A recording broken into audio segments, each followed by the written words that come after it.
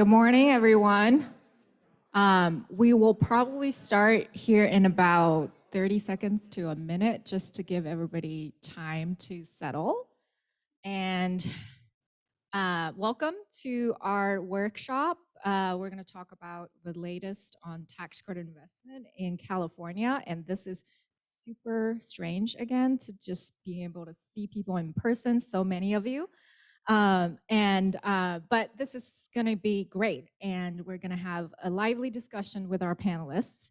And I think we can start officially now. Well, my name is Mengxing Zhou, and I am an associate director on the Housing Finance Consulting team at California Housing Partnership. I can't even talk. And here are my panelists. If you guys want to just go introduce yourself.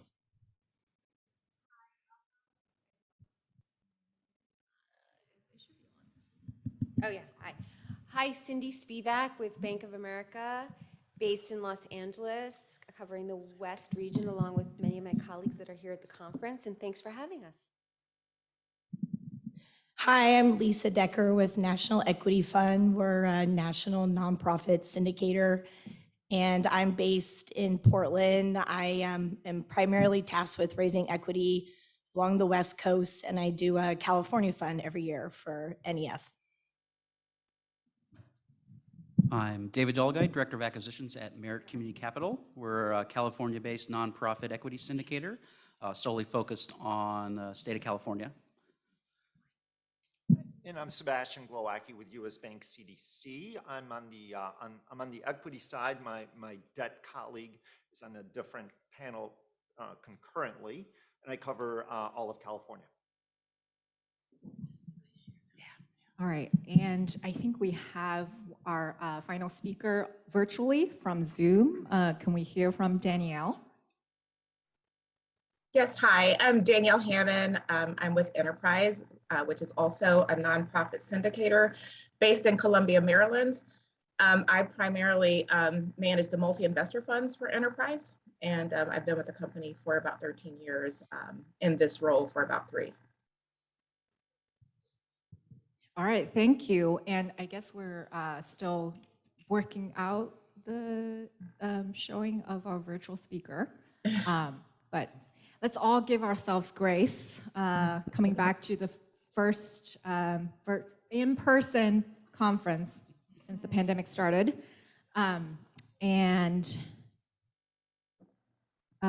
These are the topics that we'll be covering today. If Martin could help me flip some slides.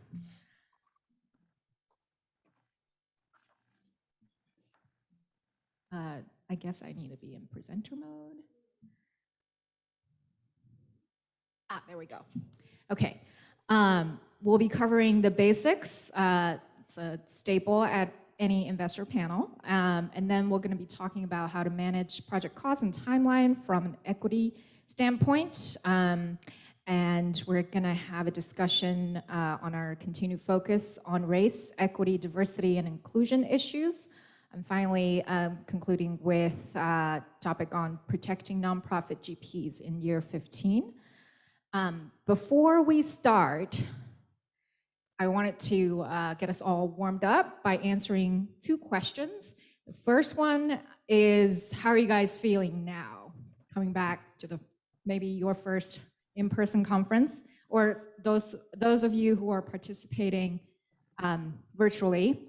I hope this QR code works. Otherwise, you guys can take out your phones if you want to and go to menti.com and enter that code up there. And we're going to see if this actually works. Oh, yes, it's right here. Ooh, I'm seeing a lot of reactions. Great. Oh, it's not up there. Okay. It's a secret. You guys all have to guess. I will bring it back up here. Martin, could you help me show the actual web page up here?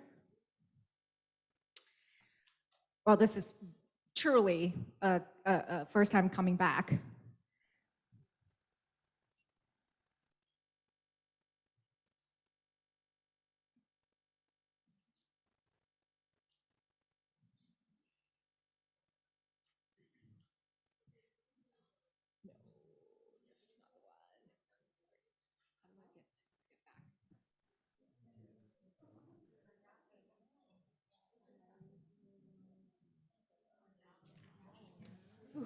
Okay.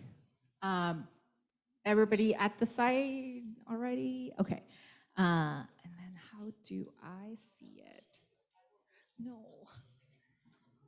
I cannot get this one. Okay. Next slide. All right. It's supposed to be speech bubbles or something flowing if you're typing already. All right. Oh, great. Thank you so much. Okay. All right. Okay. Okay. Oh, more people trickling in. Welcome, everybody.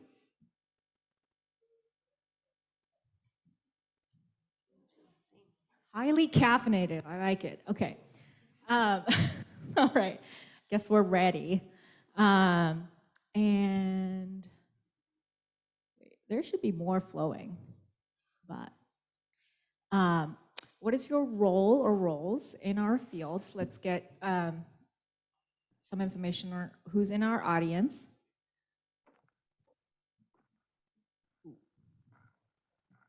It's supposed to be a word cloud, and like really excited to see it materialize.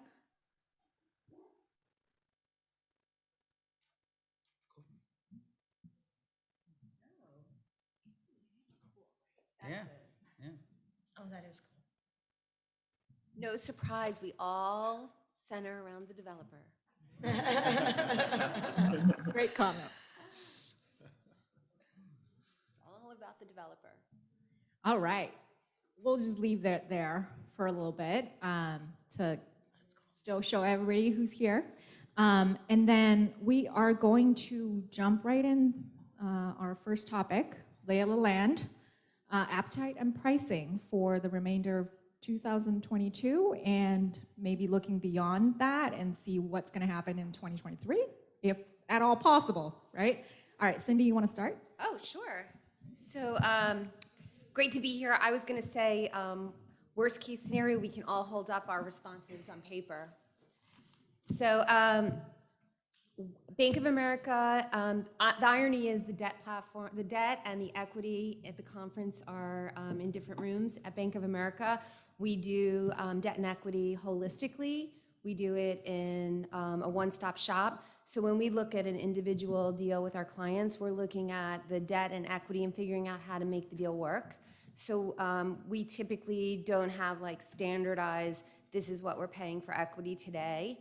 It's really about the deal. And in terms of appetite, but we have seen pricing, obviously, yields required returns are going up and pricing going down over the last few years. In terms of appetite, we almost doubled our business in 2020, and we grew a little bit in 2021, and we'll probably do double-digit increase in 2022. And really, what's holding us back are people. We have a lot of open positions. We've added positions. And what's really driving that is the bank continuing to invest in affordable housing because they see the direct correlation between housing and education, health, economic mobility. So we're really looking to help all of you, the developer, and the public sector address the housing crisis. So our focus is really working very efficiently because I think many of us in the room are challenged around people and time capacity limits. So we work with core relationships. We have existing, we almost get into a groove, same documents, same team, and really look for the ability to focus on getting as much money and time focus on just pushing more units out. And so we're excited. We're pretty much filled on our pipeline for 2022. We work very proactively with our clients to identify what they need from us early on, and we're starting to build 2023. So that's exciting. And we're trying to help work with the public sector and the private sector to find additional efficiencies. So you'll hear that as a theme throughout my conversation. Yes. Thank you, Lisa. Yeah, no problem. So I would take a step back a little bit. I've been in this industry since 2004, and I don't think I've ever seen a perfect equilibrium in terms of, the demand for tax credits and the supply of housing. It's always this funny curve that just flows, ebbs and flows, right? And so sometimes you have more supply of product, and sometimes you have more demand for equity. And I would say right now we're in more of a supply of product era right now for LIHTC. And I think there's a lot of factors at play that brought us here. It wasn't that long ago we had the 4% fix. I think we haven't really been talking about that, but all of a sudden, every 4% bond project that we had needed 30% more equity, right? So that pulled some equity from the market, from our investors. The other thing has really been, as Cindy said, capacity. I mean, we're still working on pipeline deals from third quarter 21, and so are our investors. So as capacity becomes an issue and there's more pipeline delays, our investors are still focused on last year's product, so it's hard to come at them for product for this year. So that's kind of, creating some delays and some demand inefficiencies in the market.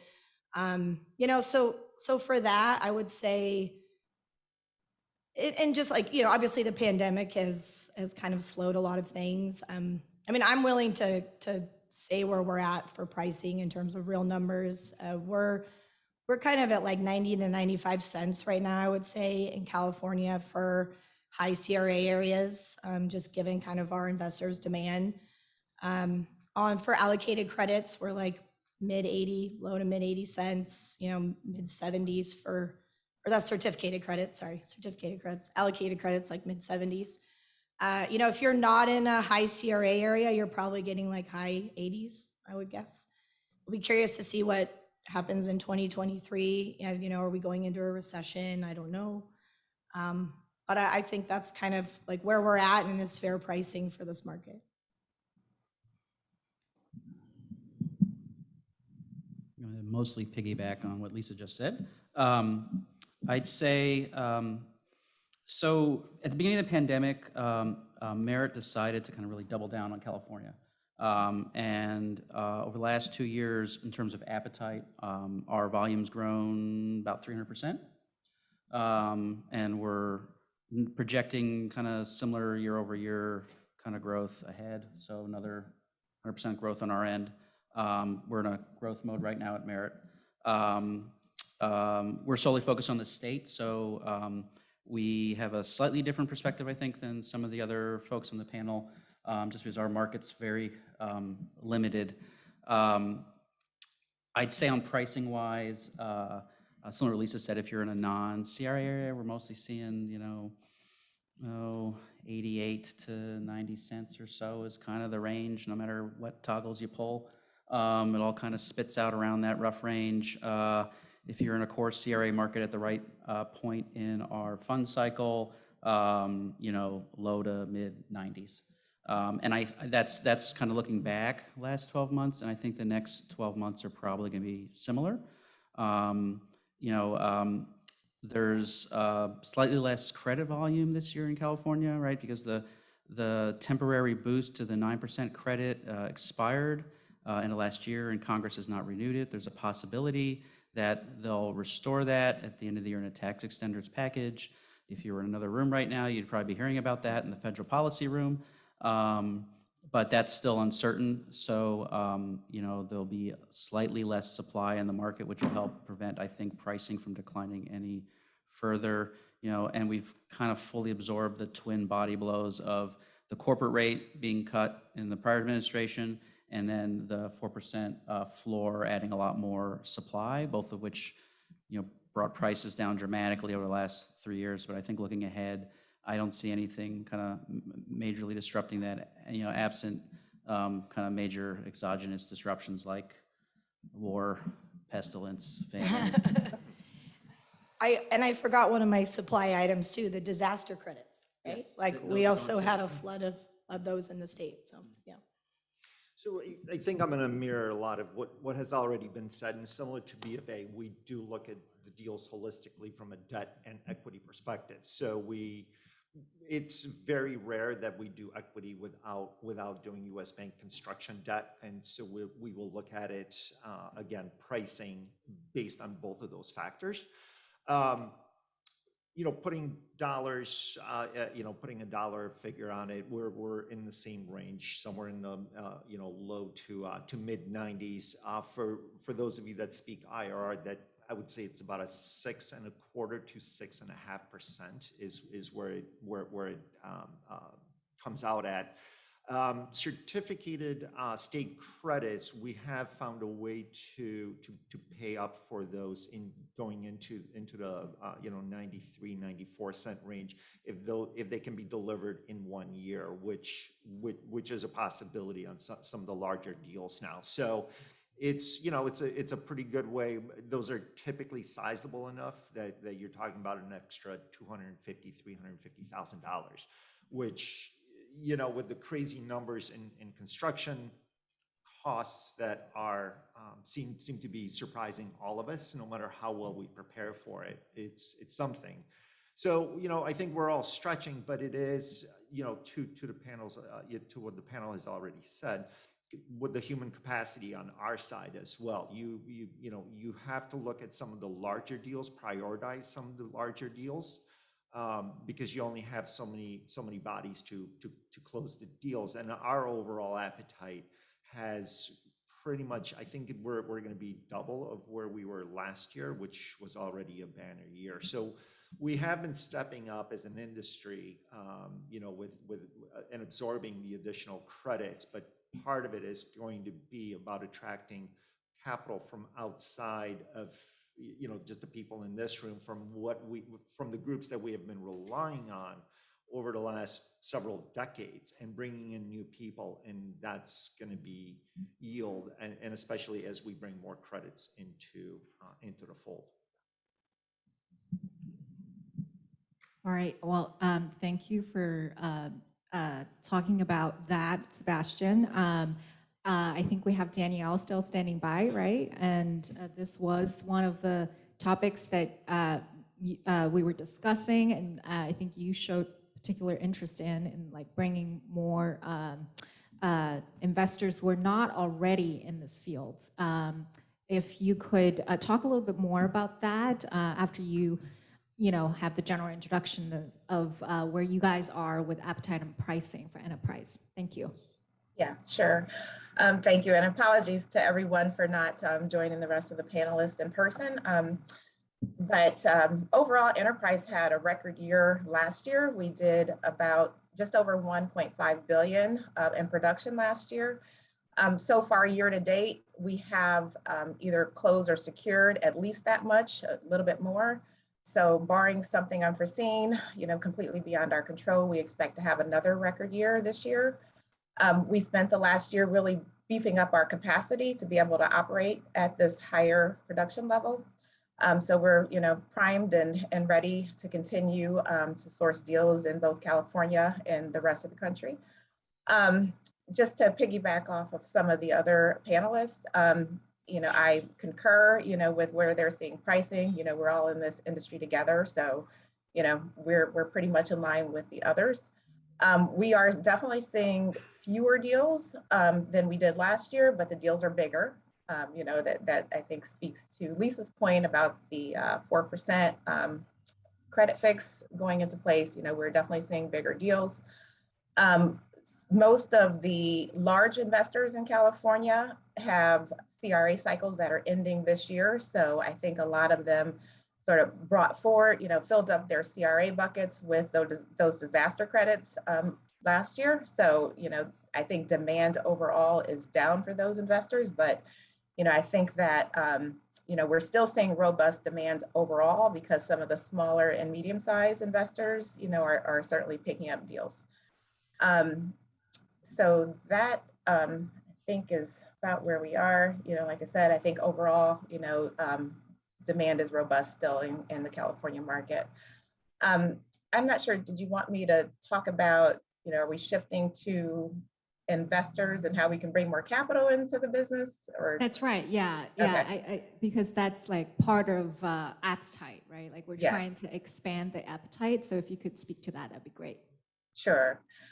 So I think that, a couple of different things. I think that, we've certainly had conversations with some of the tech giants in Silicon Valley over the years about, how they could invest in affordable housing.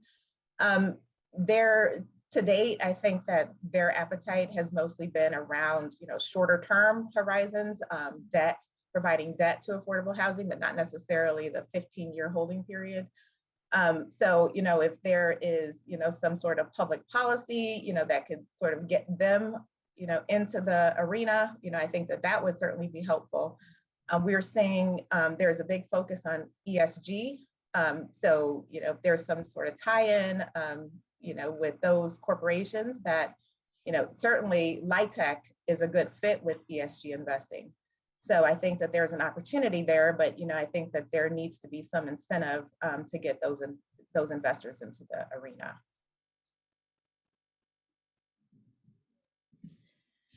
Can I add to that, Ming Yes, Chi? please. Okay. It's interesting hearing my panelists all say they had record 2021s, which is amazing. Congratulations. So did National Equity Fund. We closed over 1.2 billion in equity, and then did, it was like another 800 million in preservation. So it was a record year for us also, and yet we're kind of talking about supply and demand. So it's an interesting topic. We're all doing so much, and then it's still not enough. And like Cindy said, there's clearly a housing demand for the residents that we serve as well. We definitely need some new equity in this market. How do we attract it? There's a lot of hurdles in terms of, trying to get non-bank, non-insurance company investors into LIHTC. You've got the time horizon issue that Danielle mentioned. You've got the liquidity issue. It's hard to turn around and sell these. And then really what I hear a lot is you've got the cost of capital issue in terms of, the non-bank investors saying to me, well, my cost of capital is 8%. So, once you can match that, then I'm interested. But otherwise, it doesn't make sense for me to lock my money in for 6% over 15 years. So like Cindy and I have talked about this, how do you create a secondary market in our industry? I think, as Danielle said, it probably has to go to like a public policy level, an IRS level.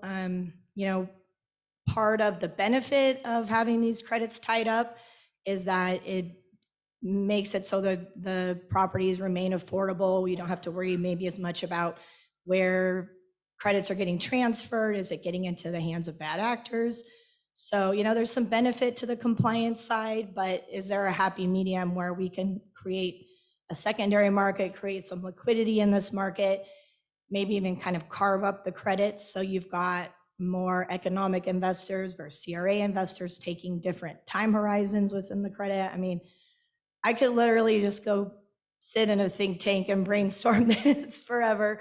But I do think as an industry, we need to start focusing more on how do we make this credit more marketable? Because the projects are getting bigger, we're all doing more, and it's still not enough.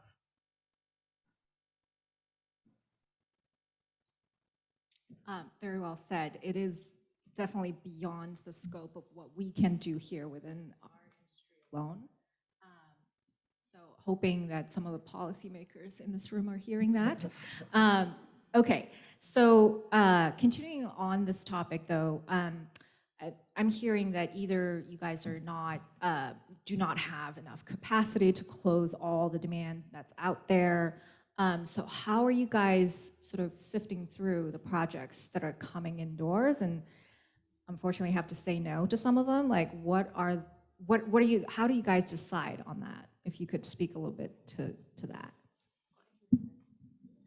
I think this is a great question for this group because I think it's really beneficial to think about the strategy for your business, for the developers that are out there, and really look for creating partnerships that can deliver most efficiently for you and meet your needs on a reoccurring basis. And so what we look for is clients that they see our product set, our debt equity one-stop shop as value add, and that they have pipelines and want to sit down and talk about not just the deal today, but where their business is going, and that we can deliver all that we have to help them grow and do the business that they want to be doing. And so we have a core group. We only add maybe 2 to 3 new clients a year. And we really look at clients that we can work efficiently with. And some clients do business differently, and they might find a partner that's better for them. But so we look at, okay, the core clients that we work with, that we have these relationships with, we need to deliver for them. One thing we are at Bank of America is a reliable, consistent execution. Whether you have COVID or tax reform or financial crisis, what we commit to, we get done. And for those that we are working with, that's our priority. So I would say to the developers out there, build relationships in this market. You know, there were years where people were paying $1.15 for credits, and those were great heydays, and deals, you know, gaps got filled by that equity price, but it's not sustainable.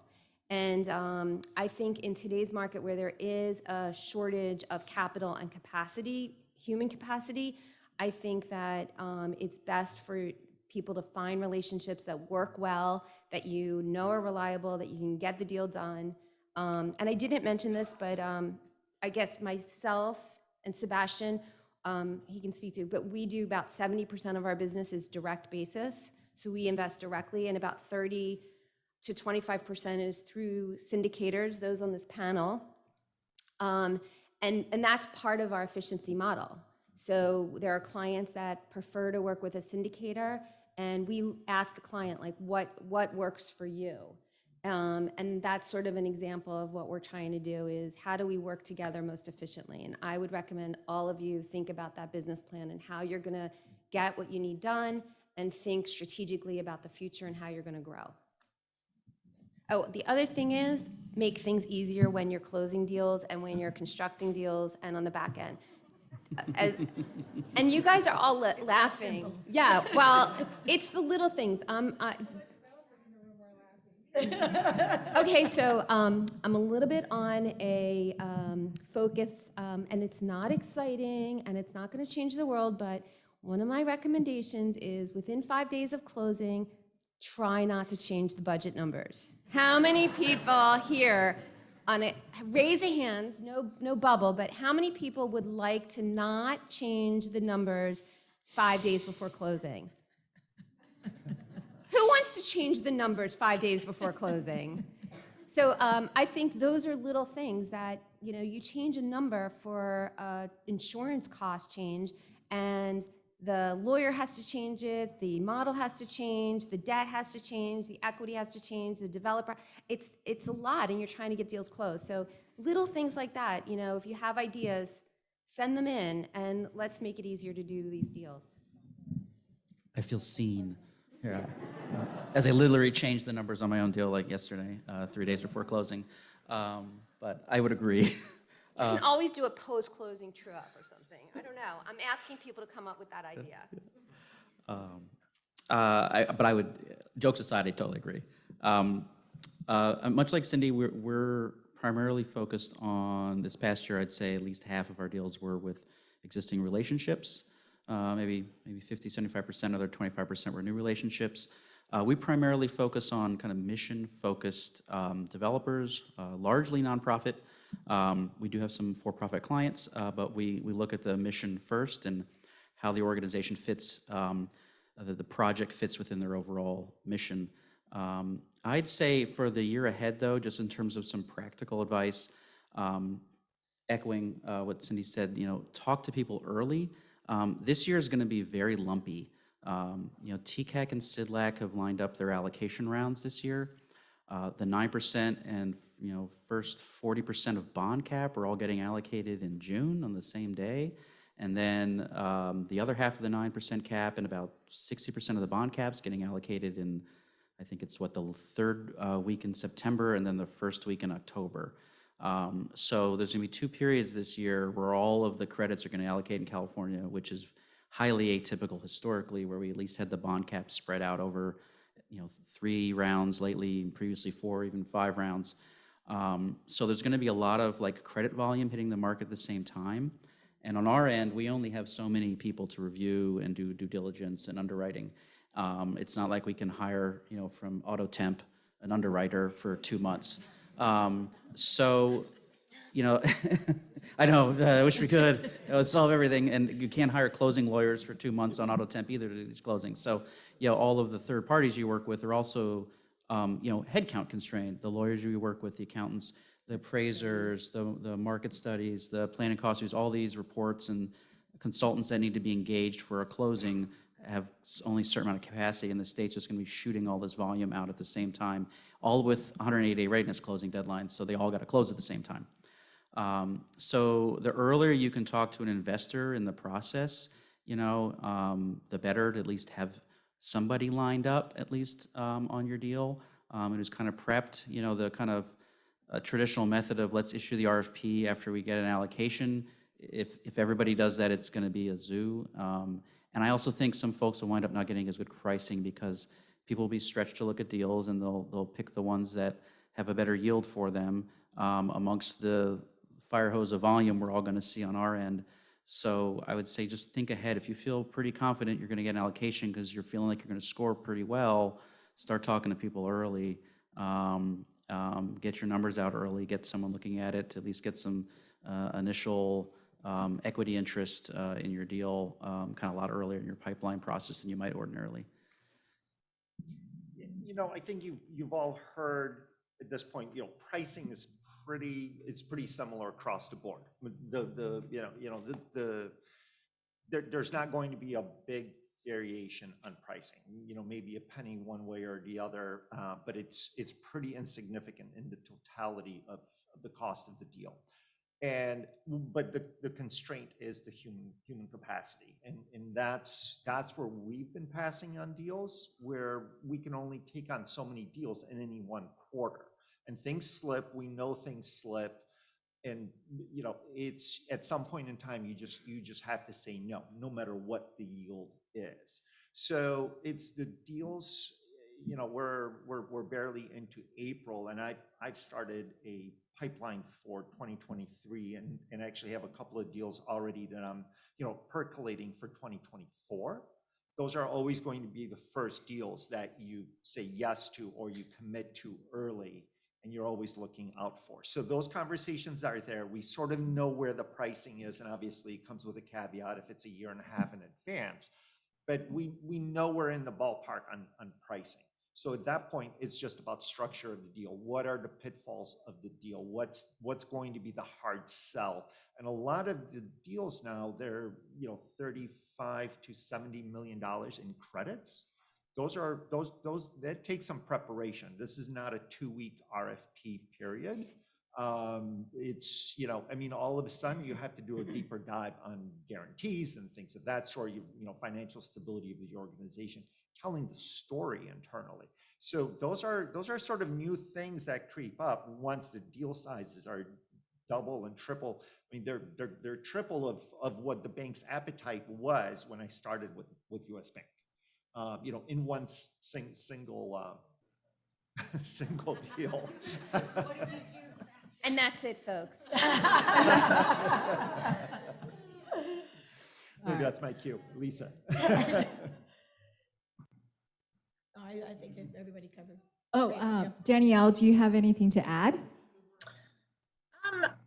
I agree with the other panelists. I think that for enterprise, we do tend to, be heavily weighted toward our repeat investors. I think it's probably fair to say 75 to 80% of the production we do is with repeat sponsors, but we certainly are always looking to open up relationships with new sponsors as well, especially those that have a good track record of, getting their deals done and having the experience behind them.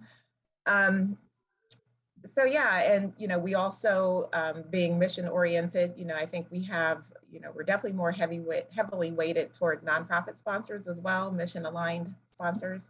But we work with both groups, and the way we prioritize really is really driven by our investors' needs. We try to, we're always aware of where our investors are looking for deals, and so that is definitely our focus, trying to help them meet their CRA goals. Can I add one thing? So we're in California, which I think is the incubator of lots of creative ideas around housing. And so many of our deals have multiple layers of financing and have unique structures. If it's not because of a new program, it's, some type of unique situation between like acquiring the land or what the local municipality wants. So getting in front of your lender and investor early on in your structuring, even if it's 2 years, even if it's just like, hey, I'm thinking about doing XYZ, have you ever done it? And then identifying, like, we're all saying similarities maybe around some things, but for sure they're different appetites. So some investors are comfortable with income averaging, others aren't. Some investors are comfortable with modular, others aren't. Some investors are comfortable with a lot of permanent supportive housing, others aren't. So I think that's something that you can do early on to just get like a lay of the land. And then, find a few investors and lenders that fit with your business model.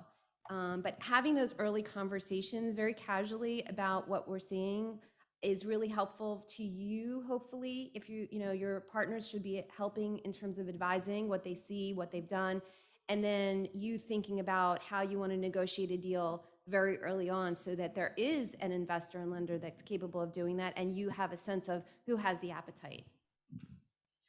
Yes, I echo all of what you guys said about, especially what you mentioned, Cindy, about, now projects are not cookie cutters anymore, right? Were they ever? That's right. That's right. So especially like, with the bonds being competitive, everybody's trying to see how you can get the bond request down, so there's all kinds of like, okay, we didn't used to do this, but now can we do this, right? And it's really beneficial to start talking to potential investors early on to make sure that this will actually fly when it comes time to actually find someone to invest, right? Now you've got your allocation, but all of a sudden people are like, okay, this structure is too, it's too risky. We don't want to agree to this, right? So, as a moderator, I just realized that I forgot to tell everyone that we do have a Q&A session at the very end. And then because our panel is also virtual, like there are, I think, 60 or 70 virtual participants as well. So they will be asking their questions, and one of my coworkers, Richard Mandel, is actually fielding me questions right now, which this one is very appropriate for the topic that we're on right now.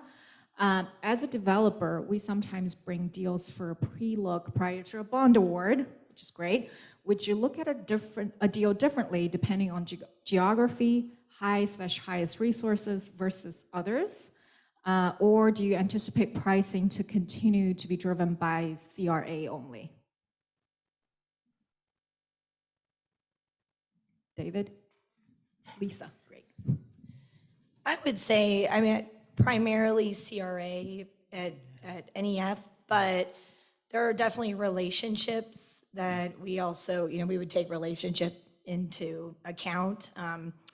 We have investors who we work with who are also lenders, and so if we get a deal early on, particularly, let's say for our California Equity Fund, it's always my goal to try to have the lender also be an investor, so that when we're putting together a project early, then you have an equity partner in NEF who cares about your project, wants to see it to fruition, and then you know that your lender partner is likely also equity behind the project. So, it's just kind of an added layer of protection as a developer, having partners in the deal, knowing your partners, knowing the relationships. And I think in the long run, that's going to do better for your deal than maybe the extra penny you get at the last minute from somebody.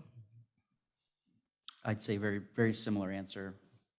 CRA at the top, and same with NEF. We really try on our end to have the construction lender who's in the deal be an investor in our upper tier fund, who partially just gives us security on our end. When we have the same partner kind of in sitting at both seats of the table. And it can also help enhance kind of the pricing as well at the project level, since our kind of upper tier investors getting dual benefits out of it by also being the construction lender. So very similar answer. Yeah. I think my answer is a little different because we only do proprietary funds with syndicators except Merit. We do invest in their multi-investor fund because that's majority of what they do.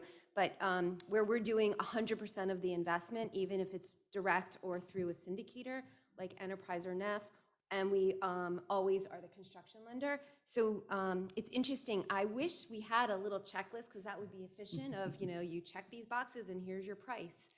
And that AI machine could spit it out. But it doesn't work that way because, we would love to do a deal that has debt and equity and simple. But unfortunately, most of the team that we have don't understand how to do that anymore because they haven't seen that in California in years.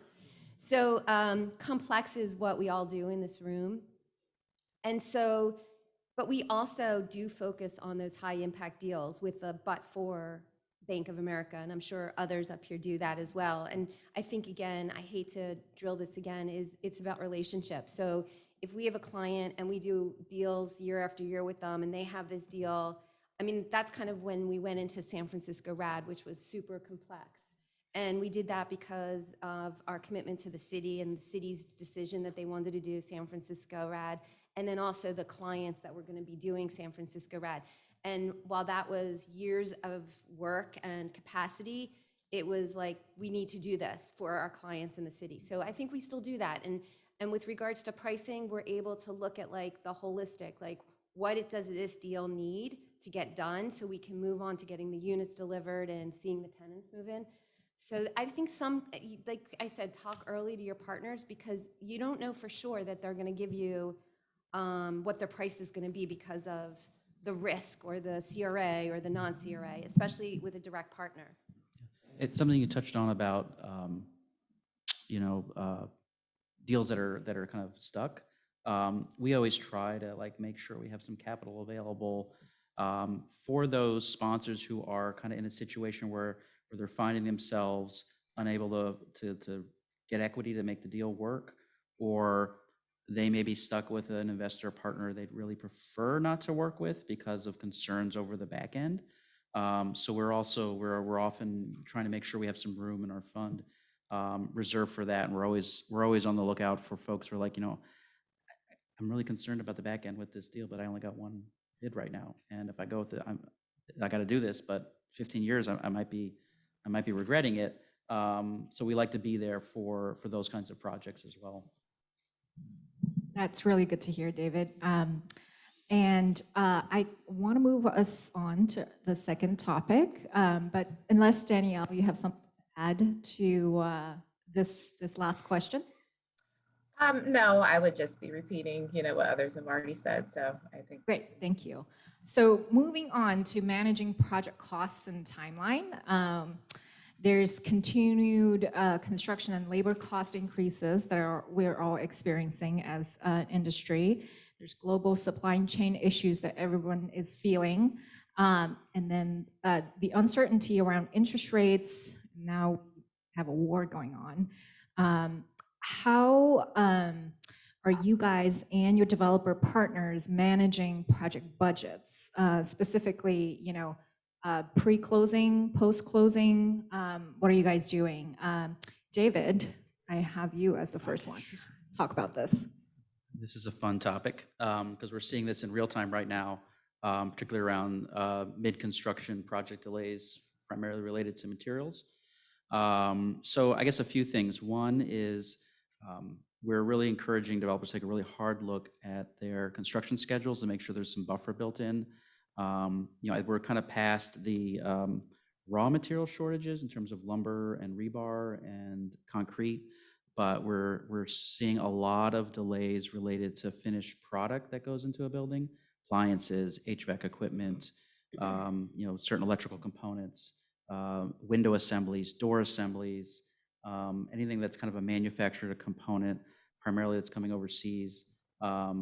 We're seeing on stuff under construction right now, many, many months delays, and it's stuff that's in a critical path so that nothing can proceed that follows on the critical path after that until that material is delivered. We're seeing a lot of that. And then on the front end now, we're definitely seeing cost increases that are also related to the price of those goods being baked into budgets. So I'd say, you really need to start pushing your contractors to get you kind of firmer estimates earlier, and not just look at stuff in some rough per square foot cost.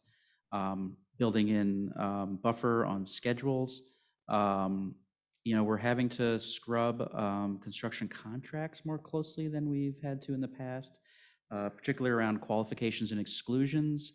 It's not uniform, but we've definitely seen some GCs attempt to use the exclusions to turn a GMP into a cost plus contract inside the exhibits by excluding such a substantive amount of materials and subtrades from the cost, and mostly treating it as an allowance, that it just turns the fixed price into something that's a lot less than that. So we've definitely had some issues with that as well. So those are sort of some of the advice I would give is the just baking in 10 rain delays really doesn't cut it anymore. In a world where we're seeing 2, 4, 6 month delays on projects related to an inability to get materials. And then lastly, also, and this is really a new construction issue, where there's often a lot of site work or offsite infrastructure that has to be developed. That's either a condition of entitlements or just part of creating access to the site because it's not true infill, maybe. That the permitting process with the public agencies that do the public works, the utility companies, water, power, sewer, and then public works departments, the permitting process seems to have gotten it was always sclerotic, but now it's become excessively so during kind of remote work and the pandemic and everything else that's going on, that it's adding, and a lot of this stuff, is kind of open when you close, like PG&E never got around to finalizing its review, or if it did, it didn't really do it real. And they sign out, they tell you what they're going to do 6 months after, and it turns into 12 months after, and you're getting ready to put the paint on the drywall, and PG&E is finally getting around to looking at your plans. So building a lot of buffer into that is really critical, because we've seen that too delay projects where the building's done, but the rest, the site work's not, because they can't get the public agencies to move. And so I will add to what David just said. So interest carry is something that we're also scrutinizing because of those delays that are really unforeseen, and they're extremely difficult to resolve. And outside of political pressure, you seem to be converting 3 to 6 months later than anticipated, especially in a few municipalities that are doing this over and over. And then I also want to add that one of the hot topics that comes up, and it's unfortunate, but developer fee payouts. And because of these contracts or the GC contracts have gotten so large, these projects are so big, but the developer fee is capped. So one of the things that our credit partners want to see is more of the developer fee held back till conversion for potential cost overruns. That's that golden ticket of, especially with nonprofits that may not have a lot of spare cash. How will you fill them, $1 million or $1.5 million overrun? We want to hold back more developer fee until conversion, which obviously hurts. And that is a very difficult conversation. And we're already pushing the boundaries of where we were, because again, you have a $50 million construction contract and you have a $2.5 million developer fee, of which 50% is already deferred. So that's that's where that pain sort of comes in, and we feel it. We feel terrible about it, but we're not seeing cost savings from the time we issue the LOI to the time we close. It seems to be getting worse, and so I think we just need to be very mindful of that. It's not it's not Bank of America and US Bank are the bad guys. We want to give you guys as much cash up front as we can, but there are limits. I'd also have one thing I forgot was we're also scrutinizing percentage of subcontracts that are bought out at contract execution and requiring a higher percentage of those to be bought out up front. That was a blow, Sebastian. No, sorry, just kidding. So I guess, can we talk about something that might be a little bit more music to the ears to our developer audience here about, adjuster provisions that can help cushion the blow. I know that both B of A and Merit have my favorite type of adjusters, IR adjuster, which really helps cushion the blow if you have a timing delay. And then Danielle, while we were preparing for this panel, I heard you mention, any downward adjuster waivers maybe. In terms of upward adjuster capital availability, if it actually happens. So do you want to talk a little bit more about that? Sure. So we are, when we are definitely seeing more adjuster waiver requests, and the case is always the developers always try to make the case that it's because of COVID in some way. But generally we're finding that investors are, if we can make a connection to a COVID-related delay or, now the current situation, investors have been pretty open to some level of adjuster waivers. It's much easier to do that in a proprietary fund, where there's just one investor to deal with. But even in the multi-investor funds, we're finding that investors are open to it. As long as we can make the case that the yield is being maintained. I think everyone is empathetic to the situation, especially for proprietary investors. When there is a relationship with the developer, they're definitely more open to it. So I think, everyone is on the same page. We're in unprecedented times, over the last couple of years, and probably not going to end anytime soon. There's always some new challenge around the corner. But, it seems like investors, are pretty on board and open to working with developers to help solve problems. Thank you. That's always good to hear. And then I want to focus a little bit more on modular construction as a subtopic here, because at least we're seeing it more popular here in the Bay Area, right? And but I've also heard a lot of problems with this particular type of construction. So could you guys talk a little bit more about how to mitigate risks there? We have a project currently under construction that's modular in Southern California. It's been going quite well.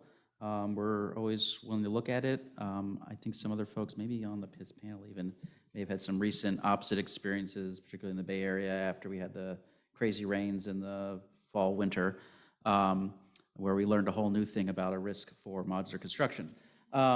Which is, if your roof's not up, but your modular's installed, your project can turn into a bathtub,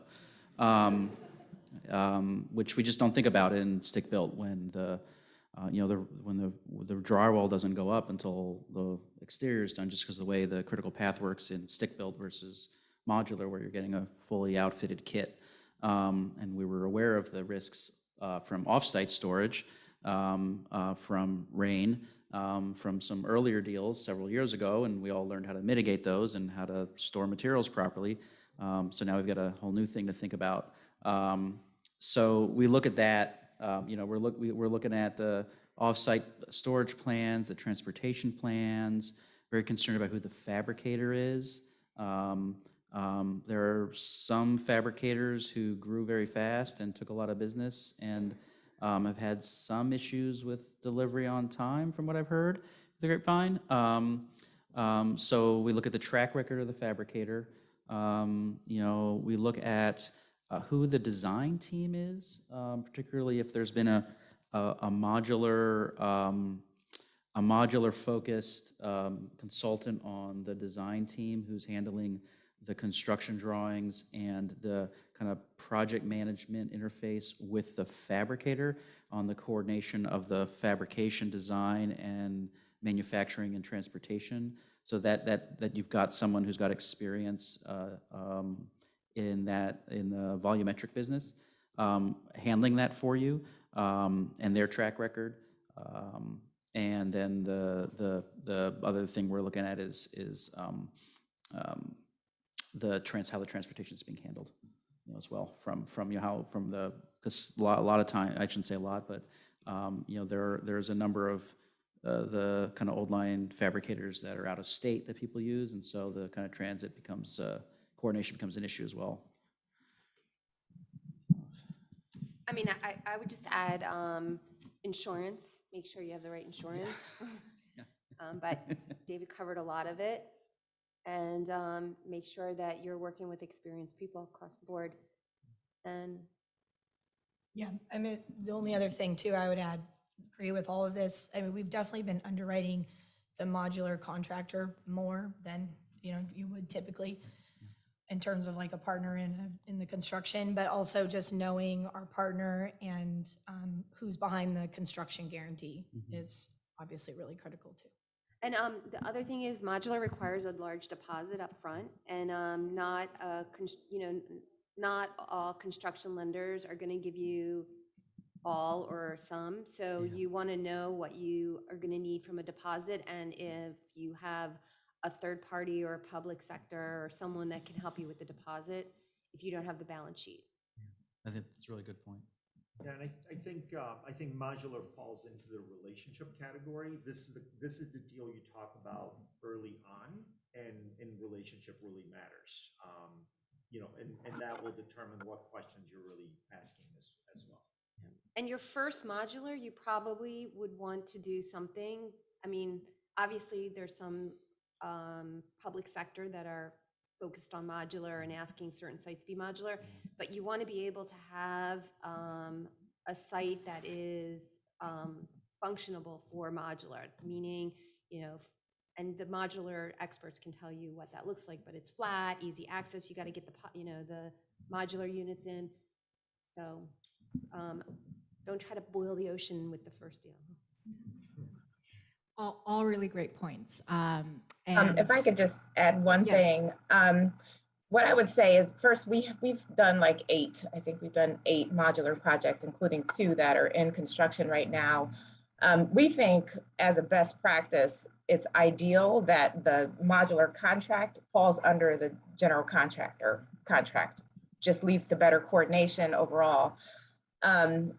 Also, we like to have our third-party construction consultant go and take a tour of the modular facility, where the units are being built.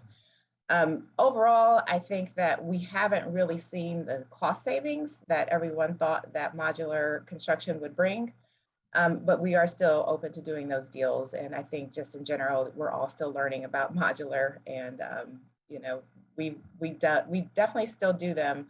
And a lot of the points that some of the others have made as far as the storage concerns, the site selection, making sure that there's adequate space to be able to, move things around as needed in the event that there's issues, those are all key.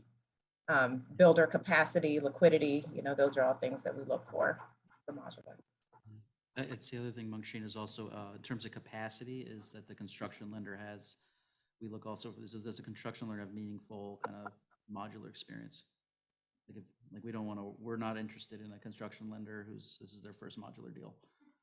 They're more than happy to work with someone else, but we're looking for depth of experience on the construction, because the construction lender, they're exposed and they're super exposed on these more, I think, and so folks have done it multiple times. We feel a bit more comfortable working with, because we know they've been through the drill familiar with the deposit issue.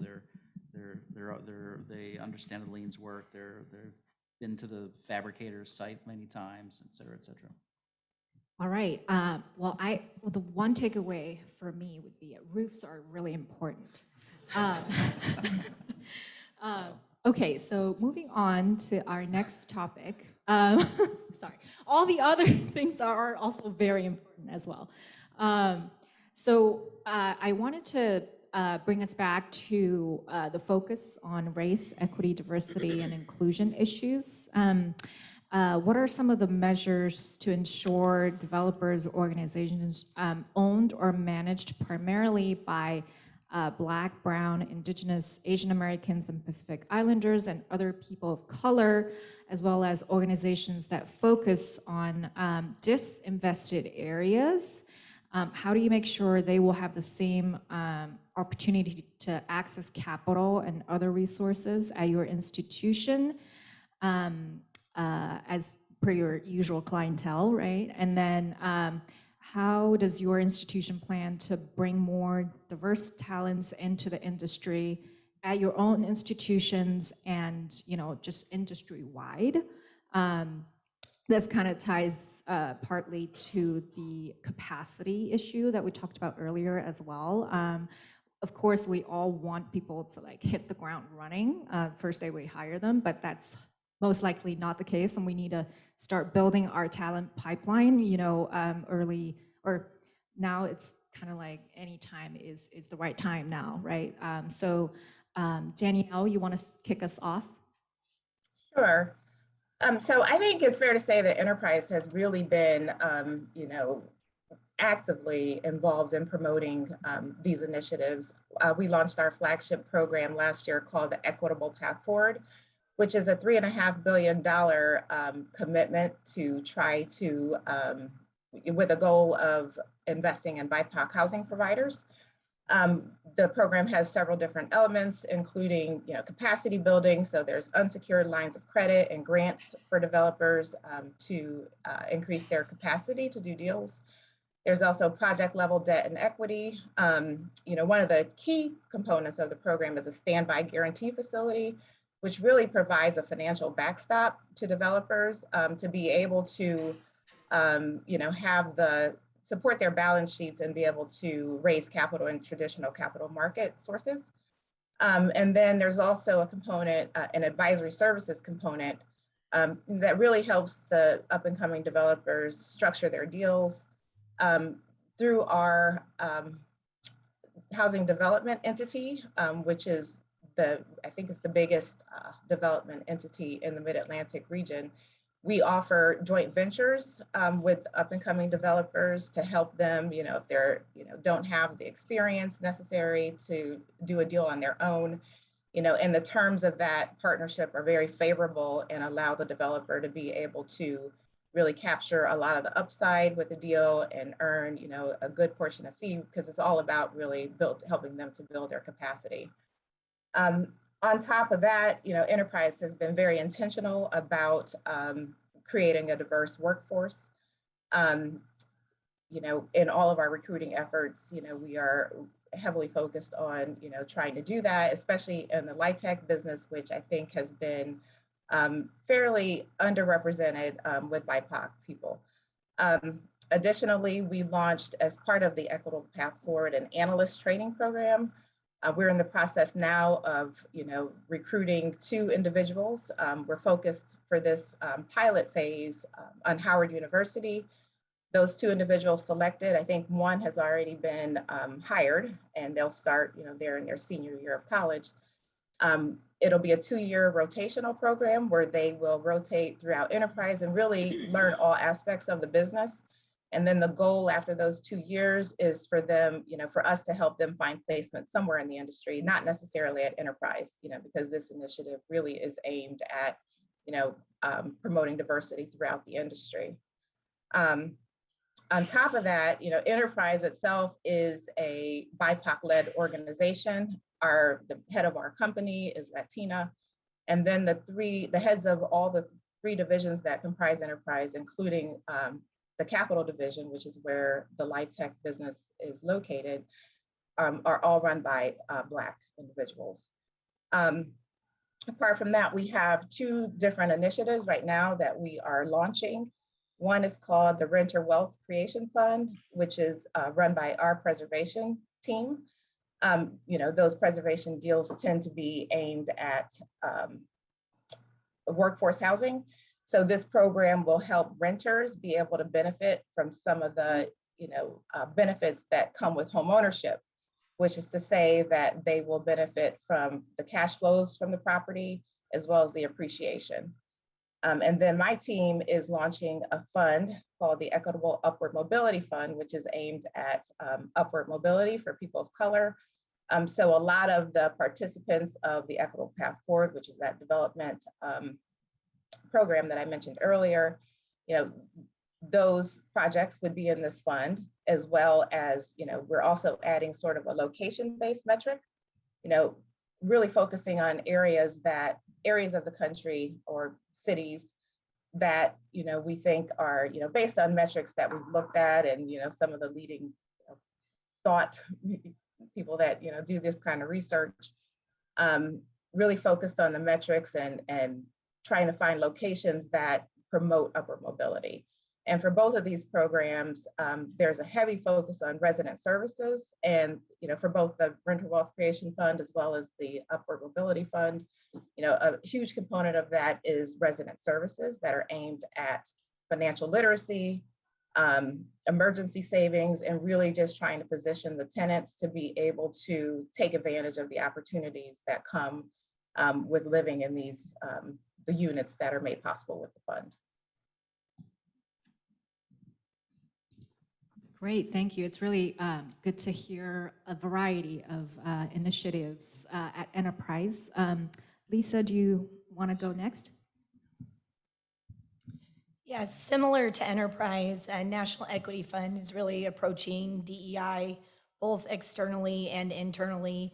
So externally, 2 years ago, we offered our Emerging Minority Developer Fund, or EMDF. And the goal behind the EMDF was to try to find minority developers who historically maybe had to partner with other, developers with more capacity, particularly on the financial side, to try to attract equity. And so NEF's goal there was to say, well, what developers out there maybe don't have the capacity or don't have kind of the credit enhancement that they need behind them? Who can we find that we can build up with this fund? And it was pretty amazing. I mean, within a couple of months, we had a huge interest from our investors, which that was really exciting to see. So NEF is putting up some of its own capital in terms of the credit enhancement side, and also our expertise on the capacity side to help these developers. And the investors are willing to take smaller or lower returns, slightly lower returns, to be a part of this fund. So it's been a really cool partnership. It's been a little bit harder, to be totally honest, to find the deals and the developers. That's been a little bit more of a challenge, but just the mere fact of the enthusiasm of our investors has been really exciting. Internally, and I don't want to get these numbers wrong because I wrote them down, but so we have at National Equity Fund, we have as a part of our strategic plan, and this is something that the board voted on, that we have an initiative to hire more people of color, veterans, and what we're calling differently abled individuals. And it's a requirement that we have at least 50% of the candidates that we interview fit in this category. And then looking at 2021, just our hiring and our promotions, we ended up filling 41 jobs, so it was a very busy year. And then 19 of those jobs out of the 41 were people of color, 46%. So I think we're headed in the right direction. I know that we still have a ways to go as an industry, I believe. The other thing that we have internally that I think kind of anybody could do, and it's free to do, is we have a committee of individuals at our company who we call them our direct alliance, but they're kind of our DEI advisors. And so they're a touch point for our company that the CEO regularly is in touch with, and our senior management group. But just to get different perspectives at the company and make sure we're doing the right things for all individuals. Great. You guys want to add to this? So at Merit, our primary focus is through our commitment to California, which we launched this year. We looked at other efforts in the industry, and we felt a piece where we could have an impact is on the human capacity side at the developer level, in terms of bringing in and providing training for project management staff, mid-career professionals, getting a broader diversity of folks, getting a foothold in the industry at the developer level. So it's a $2.5 million commitment over 3 years, which is split between a number of programs. HDTI in partnership with LISC in LA, which I think probably a lot of folks in this room are familiar with, to allow HDTI to triple the number of participants in that program, which provides kind of core training for project management staff. We've, through the regional networks, we're funding mentorship and internship programs, primarily to bring folks from a broader socioeconomic background and people of color into the industry at the beginnings of their career, and then also providing scholarships primarily through Cal State and Cal Poly programs. Through the Cal State colleges and then through Cal Poly, for folks who are at the undergraduate, graduate school level, who have an interest in affordable housing, to provide support for folks at that level in order to diversify the industry here in California amongst development staff, and even just more broadly, as we all know, we're short on well-trained professionals in the industry. Everyone's always looking for project managers, and in particular for opportunities for people of color to get into the industry at the project management level. Well, I'll just add, we're externally, we're doing investing and sponsoring a lot of what Emdf, Enterprise, LISC are doing in this space, investing in Enterprises Fund, and also really focused on building the bench. And so anyone in this room has an opportunity to reach out to someone to, one, talk about the industry and what an incredible industry it is, and support them through mentorship and sponsorship.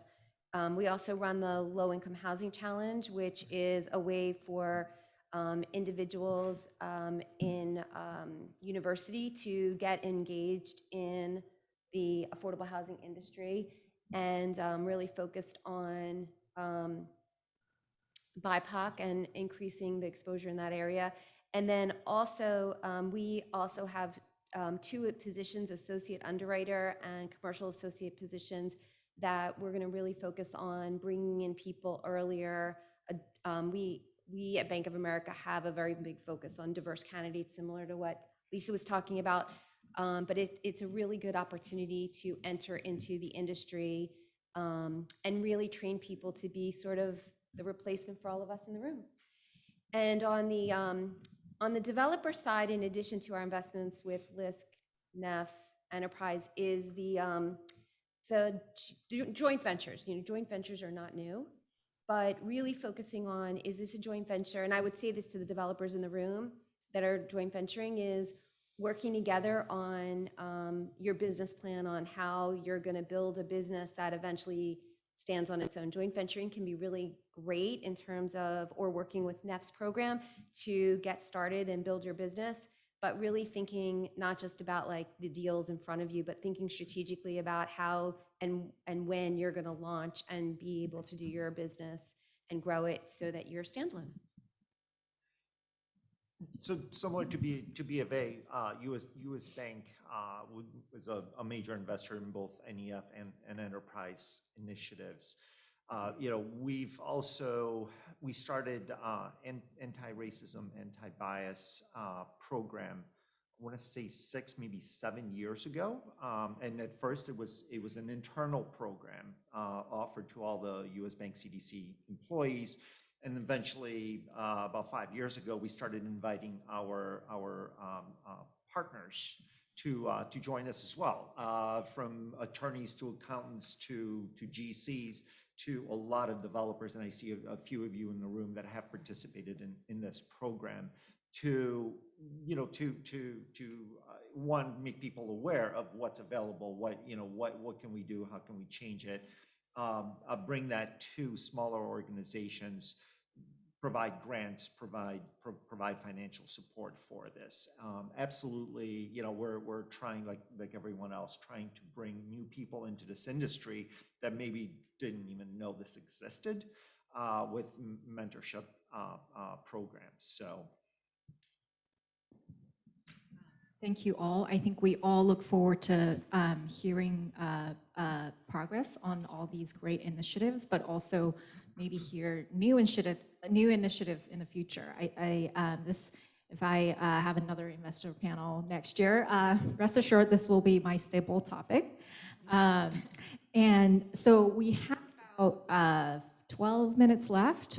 We might have to shorten our discussion on this final question.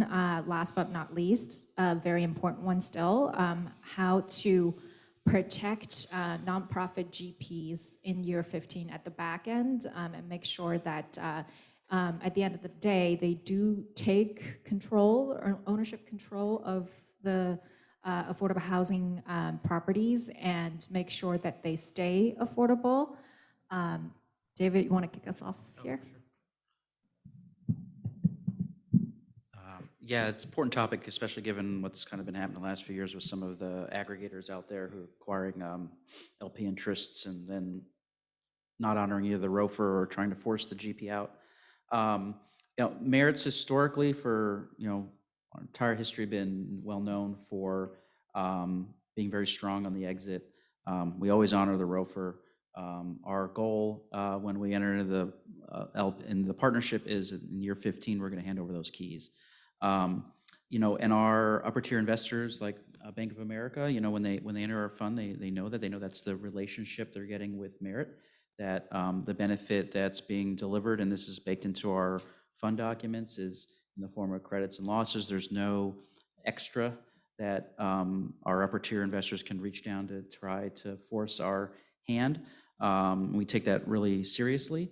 We're also willing to provide language in our LPA to restrict transfers of our partnership interests to investors who have previously failed to honor the right of first refusal or engaged in litigation around exercising their right of first refusal.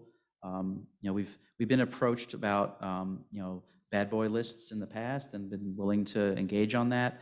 Although I think folks have kind of come to the point where they're like, well, you never know in 15 years who's going to be on that list. So the list you put together today may not really be relevant, and they'd rather have some other language, which is why I've kind of settled on this. If the transferee is a demonstrated bad faith actor through past litigation, that's sort of what we've kind of gotten comfortable with.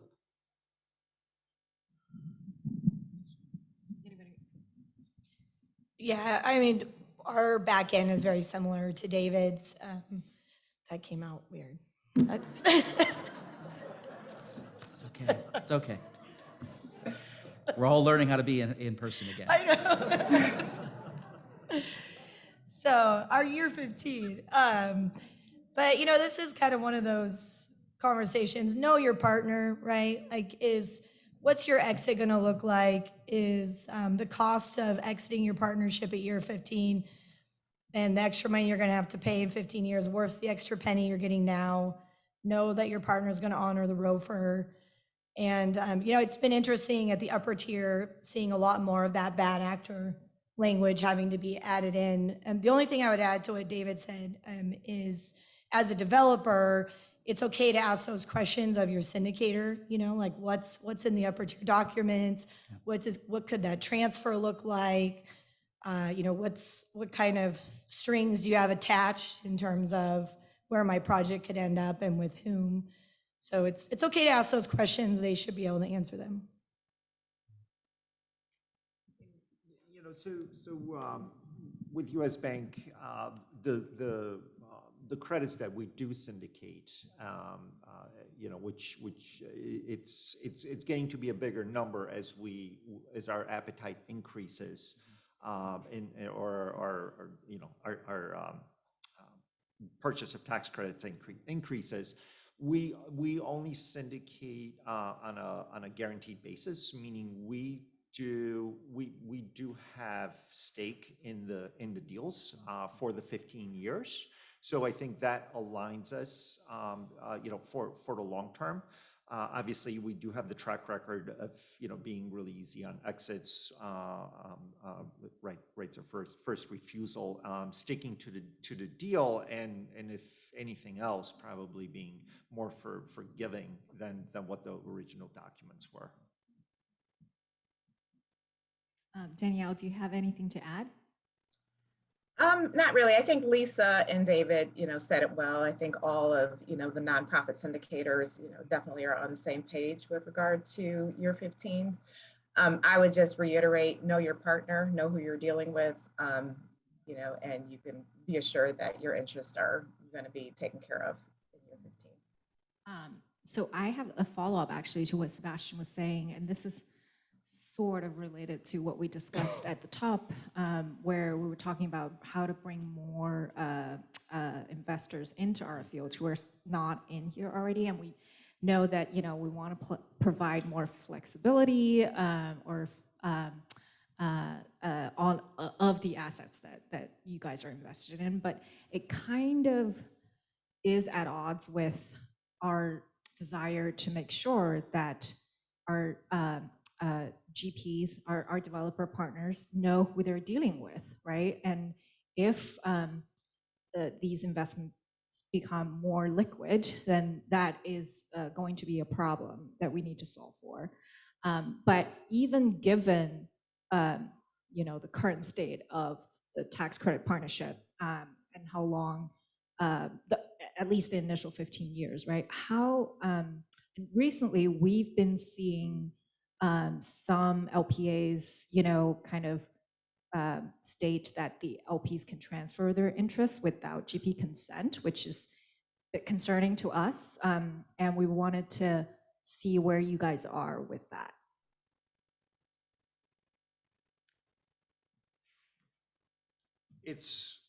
I will say we do in our agreement, we can transfer that interest without GP consent, and that is, I think that is a little bit of a sticking point as we want to bring in more investors into the industry that we absolutely need. It is. I don't know that I have a solution.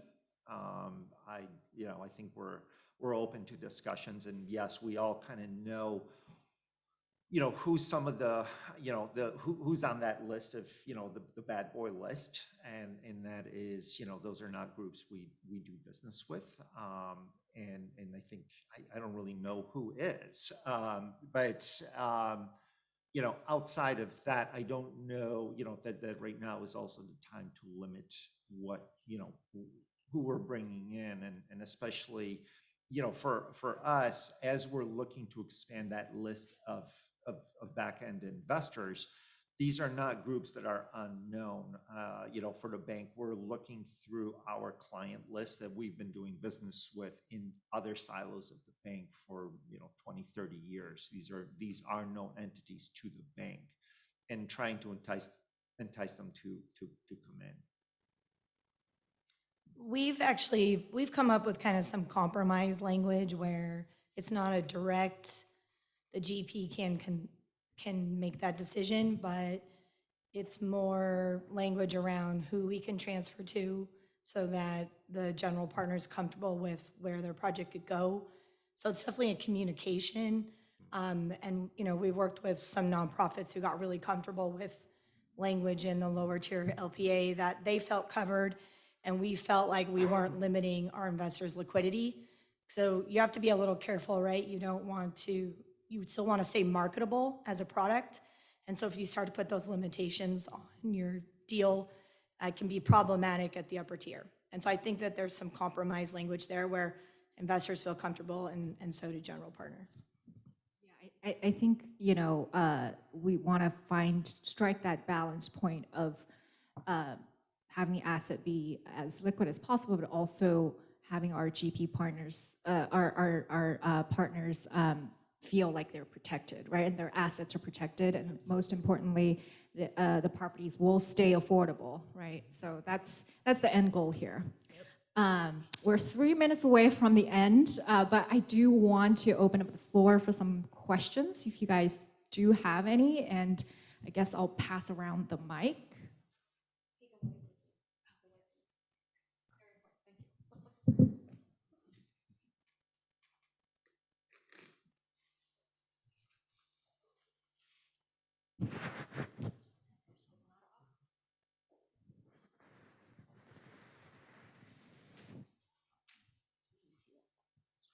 So you guys have spoken a little bit today about challenges with staffing, ability to review deals, also bringing in new investors, new money into the syndication side. How concerned should developers be about a 50% test change that's going to bring, you know, double the bond capacity overnight and double the deal volume that you guys look at? You know, with everything, as it relates to change, the only thing I can promise you is change will happen in something, in some way, right? I mean, we've all been through so many things. So I think that you got to focus on trying to get your deals signed up and structured based on what you know. You know, we all go to these conferences and the 50% test is going to happen. And this, I mean, I just think if you have your deal, try to structure it with what you do know. And, you know, when tax reform occurred, a lot of like clients were coming back and trying, you know, you try to retrade or what. I think get your deal done in this world, especially in affordable housing where you, and in California where you have soft money, it takes so long to get allocation. If your deal works, get it done. You know, we don't know what tax reform is going to, like, is there going to be tax reform? So you could do all the guessing as much as possible, but I just don't think there's a crystal ball that knows what's going to exactly happen and how it's going to play out. And I do know for us, we make good on what we promise, but also like when tax reform happens and it might increase, like we're not necessarily going to be able to go back and change our, we didn't ask our clients to take a lower pricing because tax reform happened. I think that if the deal works, I don't see us taking the other alternative either. We can't re-underwrite all the deals. If we're having enough challenges closing as many deals as we can, we're not going to start re-underwriting deals that are going to close because something changes. Because tomorrow something else is going to change. I guess it's not really telling you exactly what to do, but. Any more questions? Does anyone else have a crystal ball? No, I was nodding. No more questions. I feel like we're like at time, I think. But if you wanna, Get out of here. sorry, I like did have a wrap up, a similar question of like, how are you feeling right now as compared to the beginning of this session? If I can get this to work, and if you guys are I think still people want to interested. eat lunch. Okay, all right. Feeling hungry. All right, well, thank you everyone for coming then. Thank